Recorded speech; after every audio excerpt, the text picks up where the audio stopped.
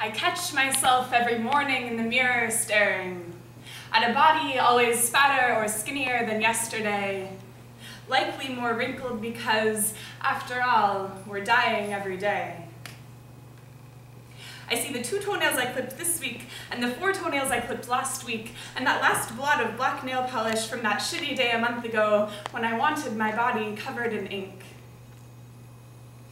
I see tiny, straggling blonde hairs on each foot, and watch my middle toe stretch longer than my big one, and remember how in 2nd grade someone told me that means I'm evil. I see the bones of my foot like a diagram from high school science class or glow-in-the-dark Halloween decor. Wrinkles in the creases of ankles ripple echoes up calves, and dead cells and razor dots speckle pale skin. I wear no tan nor bikini, no Cinderella size 5 shoe, mine are 10. You know what they say about girls with big feet.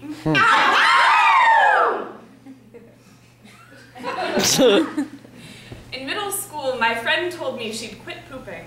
Cold turkey. It was gross and only boys should do it. I agreed completely. The same year, I took Masturbation 101 from the boy I held hands with in the grasses of our school field. I learned 2 things. That the clitoris is pretty cool, and that mechanical pencils don't make great dildos.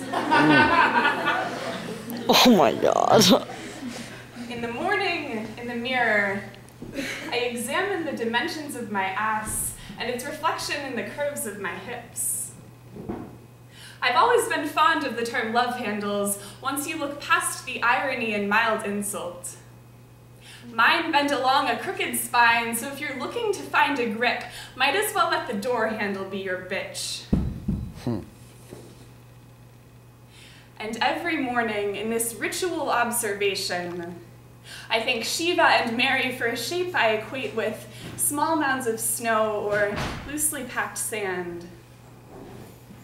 I watch my thighs curve into each other, and a belly button inches above protrude in a way a lover of mine once named the most feminine part of the female body. Our stomachs hold nourishment and potential for growth that budding cells cannot compete with. Waist span thinner than ankles lays the groundwork for what you'd call nipples and tits. Though tits sounds like bad porn, just like pussy sounds like a smack. And what the fuck are we supposed to call our vaginas anyway? Vag, cunt, vajayjay, crotch, yoo-hoo down there? We managed to create fitting words for everything else tangible. In the morning, in the mirror, I adore my face. I envision the people these creases of skin will change today, knowing well my eyes have capacity for peace. Stringing fingers through hair to be braided in long strokes, and eye makeup heavy just because it looks good. Wondering if I still see superficiality as sin.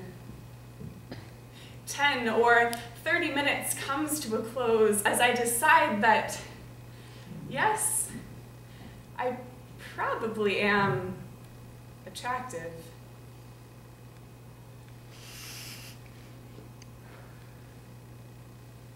Two years ago, Proposition 8 appeared on the California ballot, allowing a historically liberal state to choose whether or not approximately 10% of its people should have the same rights as the other 90.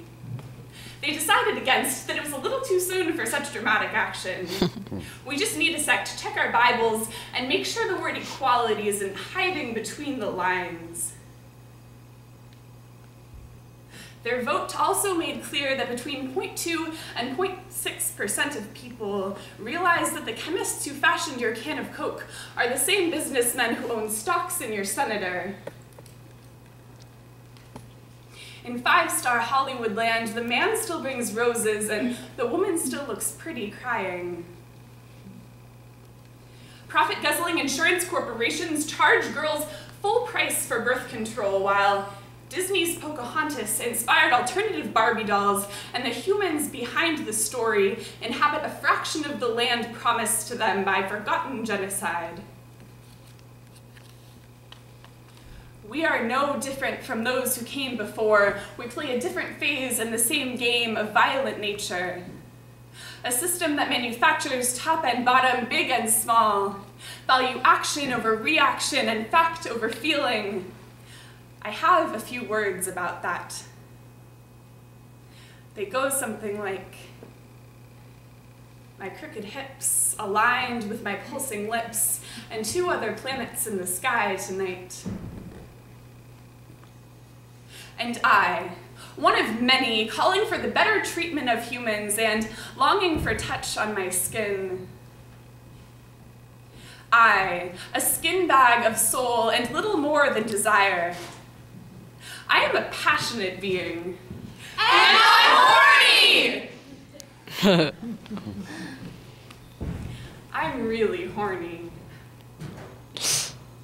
There's a Buddhist meditation technique in which you scan each square centimeter of your body in a spiraling pattern downwards, and notice sensation with every breath. Now, desire is the cause of suffering, but yet I am no act of enlightenment, and naturally every sensation of ours is yearning. It's a scientific fact, you know. When there's more mass on one side of a membrane than the other, the mass tries climbing through this wall in search of more room to breathe. I'd like to breathe into you. My skin searches for other bodies to bond with. It loves water just the same, and the bodies often taste like water.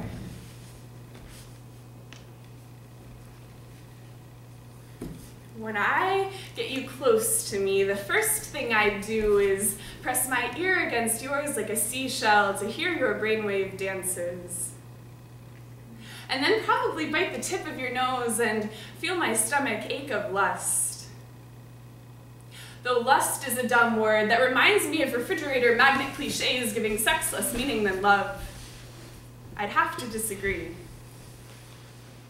Sex could be a black and white photo negative of penis-vagina concentrate, showcasing touch more bodily than pornographic. Like the sway of my crooked hips, and the way that when face down on this pillow, our outlines fall against each other seamlessly. The way your light eyes look blacker or browner depending on the temperature, but never gaze away from the shadow under my chin, where gentleness often lingers.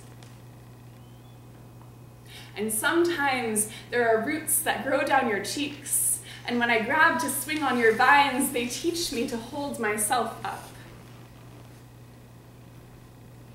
And as we lay, the split end tips of my hair reach out to yours and hold on and stay stitched together until morning, when the alarm won't wake either of us, because dreaming beats waking any day.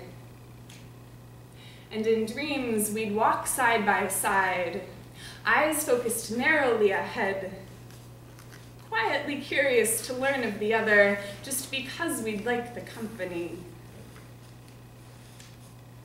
And because, for some reason, when I'm with you, my dear gods, the mass inside my skin balances effortlessly with emptiness outside. I'm as much in your skin as the walls and the skies.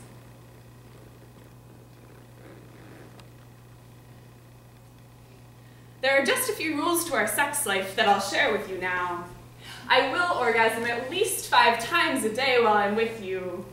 We will sweat often, exert energy in every direction, and not think about the fact that every 7 years, the cells in our bodies regenerate completely. We are children snakes climbing into our minds and our skins. And at the end of the day, when I find myself asking what there is to live for, I think part of it is the sweating, and part of it the wondering, and part of it the knowing and the loving. And a layer of my skin melts into yours. Electrons forget which bodies created them, and so they enter into a pact of silent stillness. And it goes that way for a long time. Bodies fuse together like bark and moss, until separated as life and death, thrown into an orbit of reconstruction.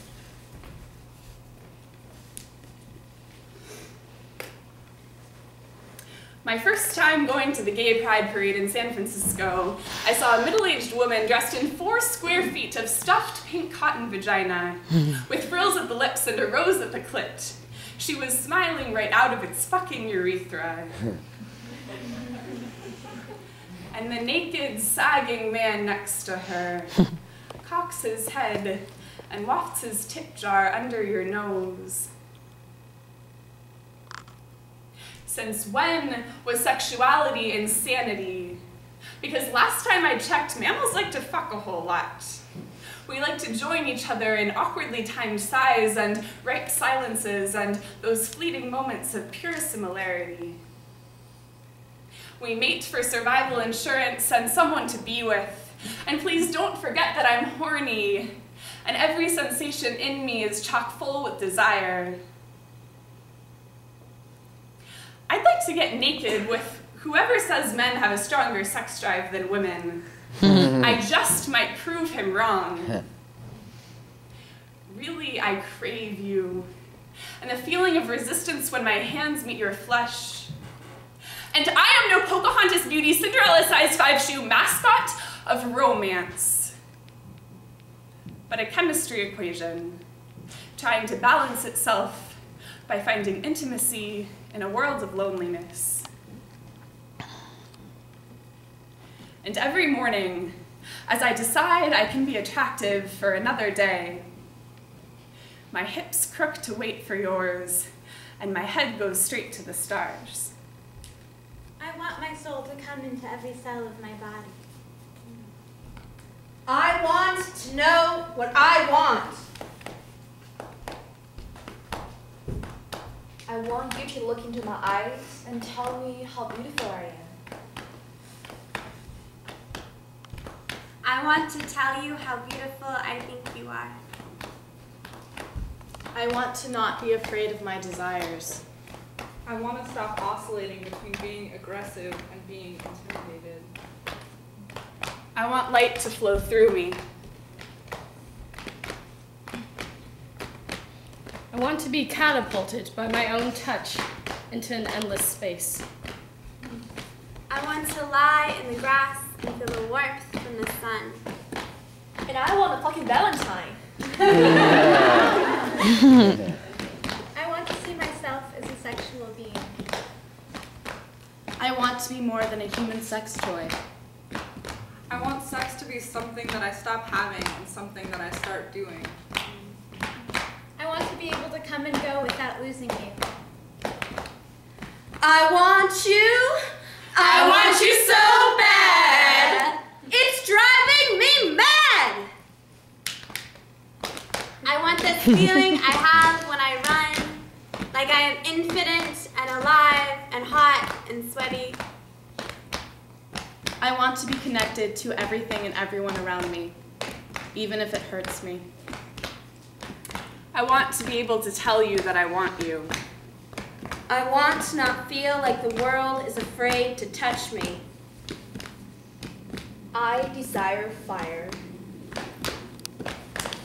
I want to learn how to masturbate effectively.